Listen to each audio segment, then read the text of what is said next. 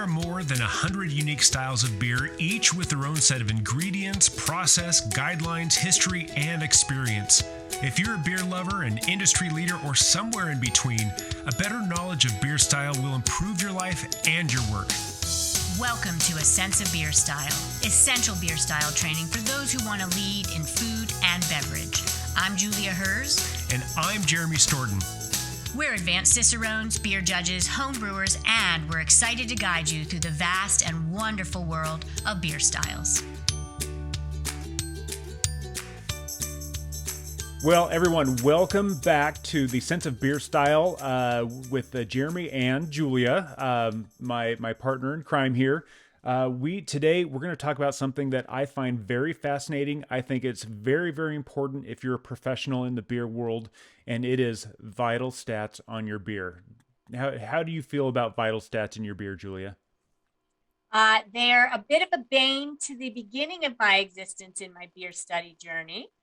But frankly, the more over time that I have come to know or exactly the designated statistics for specific beer styles, the whole pattern and array of what is possible and out there has started to make a lot more sense. And I especially think in judging, when you're basically trying to take the United States Constitution and you're a lawyer, in front of a crowd, and in this case, the person that entered the beer, you have to interpret the Constitution or the beer style guidelines for judging, and vitals give you a range. So if you taste a beer and you're like, this is like 10% alcohol, and you look at the vitals and it says that the alcohol by volume range for that beer style is 7 to 9, then you start to know what's in style guideline or out of the range of general examples for those styles based on vital statistics. And I think as far as consumers go, I think most of us are used to seeing, when you go anywhere to a brewery, a tap room, we're used to seeing ABV or alcohol by volume, and we're also used to seeing IBUs or international bitterness units. But I think the general public, we are becoming more savvy as beer consumers, but I think the general public doesn't quite understand those statistics and how they manifest, at least in a deeper way. But when we get into other stats that they're typically not published, and most people don't know what to do with them, but I think they are very important. And I think you and I are people who could see a list of vital stats and figure out what style that is, or most importantly, just understand, okay, how is that beer experience going to be if I can see the numbers on what this is, what the beer has. And so for all of the professionals that are listening to this, then we want you to understand what these stats mean, how to interpret them, and most importantly, how to describe them to your guests, your accounts, whoever it may be. Makes sense. Sound good? Yeah. Did you have any more you want to share on fully understanding these vital stats? No, I mean, I'm happy to kind of take us into the general overview, and then on the individual ones, Jeremy, if you can kick us off, starting with the original gravity. But I guess I shouldn't say no. Yes, big picture. The Beer Judge Certification Program, in their beer style guidelines, for example, they have a whole section, it's like a quarter of a page long, on vital statistics. So if we're going to talk big picture to get everyone's heads in the game on what actually the concept means, the way the BJCP describes it is the general characteristics of the style expressed in the following quantities, or areas. And we're going to overview these for you. Original gravity, final gravity, alcohol by volume, international bittering units, and color as expressed in the standard reference method. You're going to see SRM, and that's from the American Society of Brewing Chemists. Outside of the U.S., BJCP acknowledges that the European Brewing Convention definitely has a color method, EBC. But so for purposes of at least what Jeremy and I will overview, we're going to hover on the domestic United States version of things. We could also go way down the rabbit hole and, original gravity, final gravity compared to Plato, and go to the wine world version of things. we're going to stick with, if you're judging beer, the categories that I mentioned. I also want to mention that you're going to see those in acronym form a lot. So when you hear, out in the common lexicon cultural space, that's the OG. I'm the OG person that did that.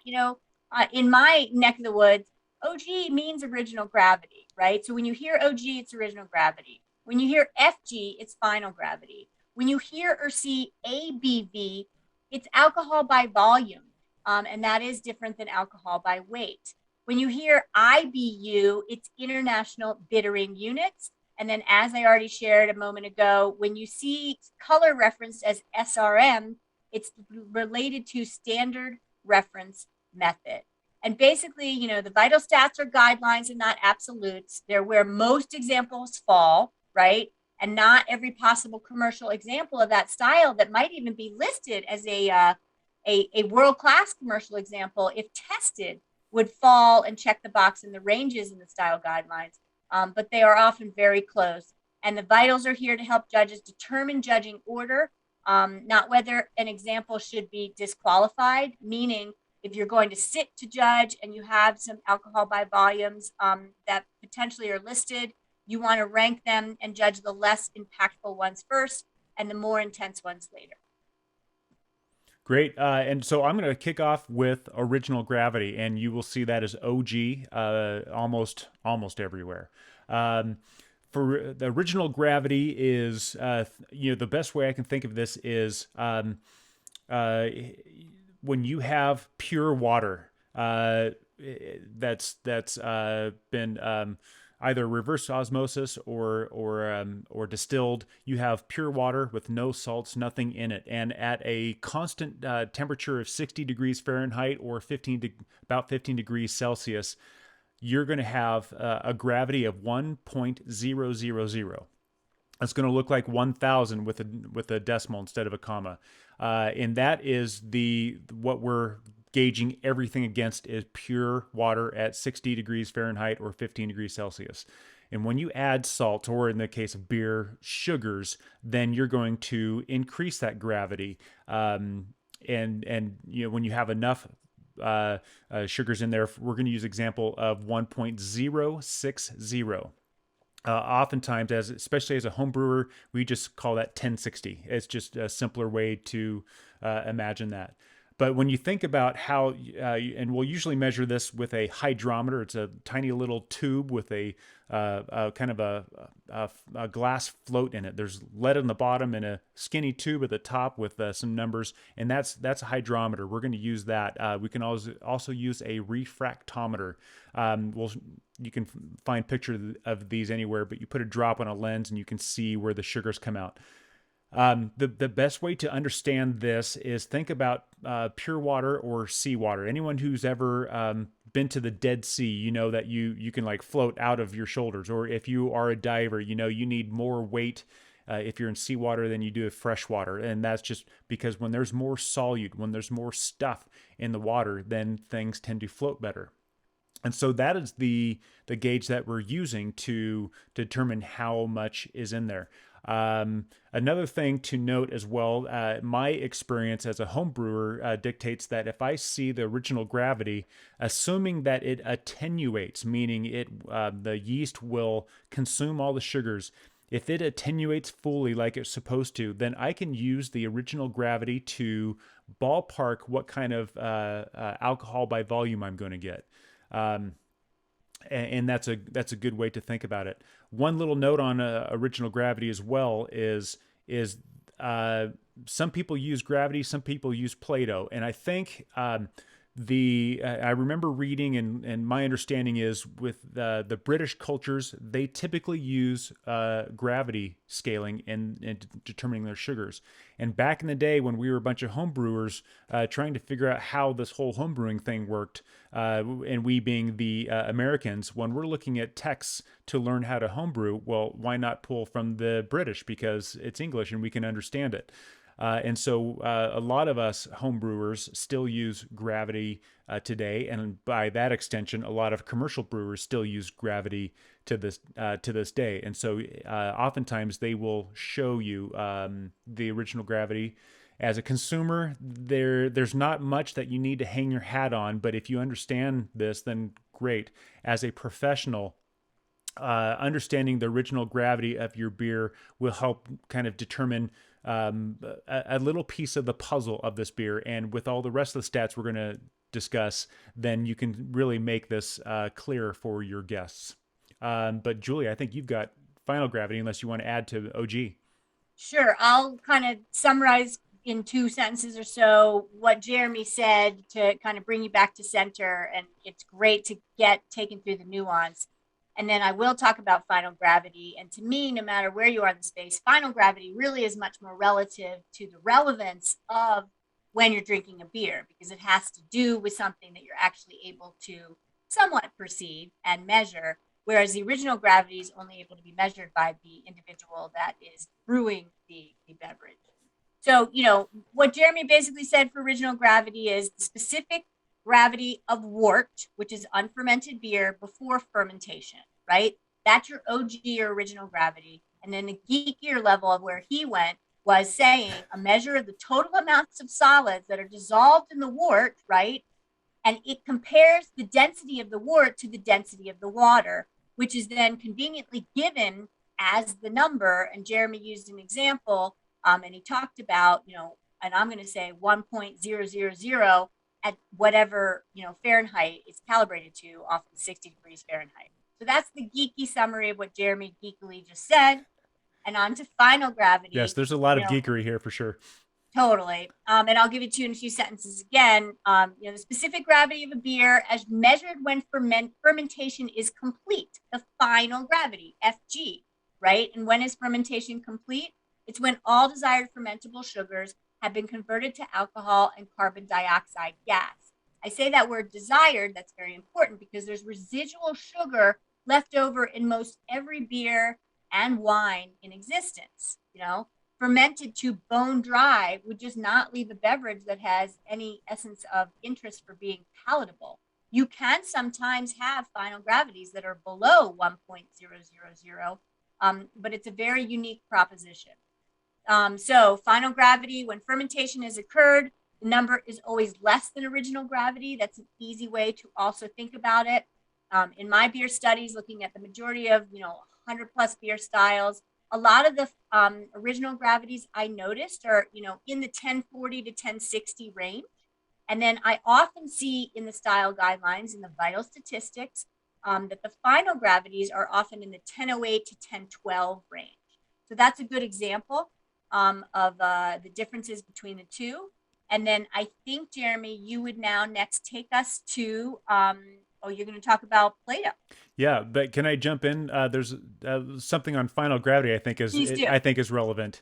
For me, this is where the rubber meets the road from the consumer experience as well as a professional, because the final gravity, as you said, Julia, becomes very relevant because now you can start making some predictions about the body of the beer. And a good example is if you take an American light lager, which can get down to 0.999, because alcohol is lighter than water. So you can have a very dry, wispy beer all the way up to, for example, we'll talk about this in the future, an Eisbock, which I believe can get into the 1030s. And so that is a beer full of body.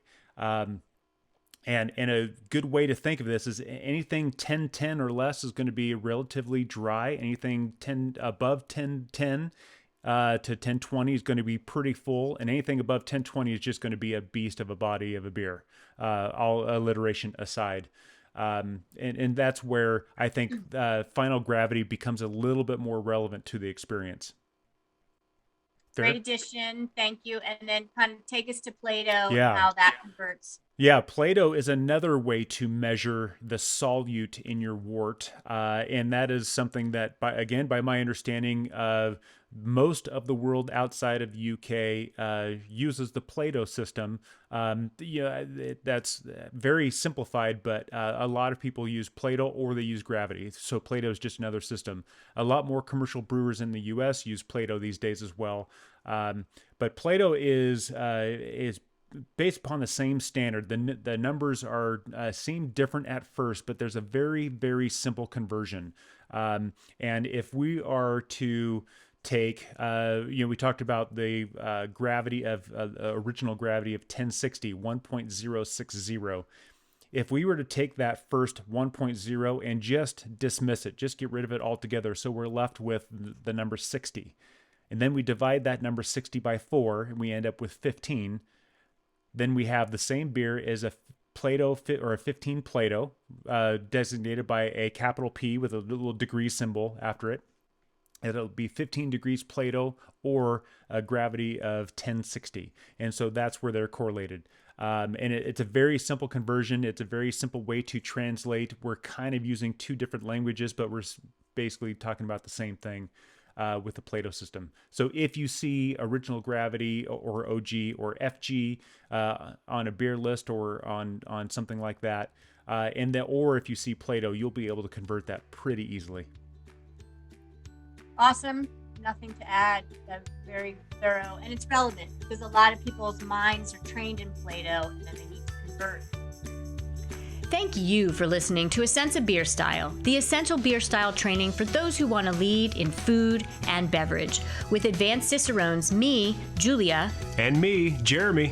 Tune into the next episode as we continue exploring the world of beer styles and what to make of them. We encourage you to listen to the Prepisodes to build your foundation and better understand beer styles. And before the next episode, I'd like to ask you to review the show and let us know what you'd like featured in upcoming episodes. Until next time, here's to you and your sense of beer style. Thank you for listening. Cheers.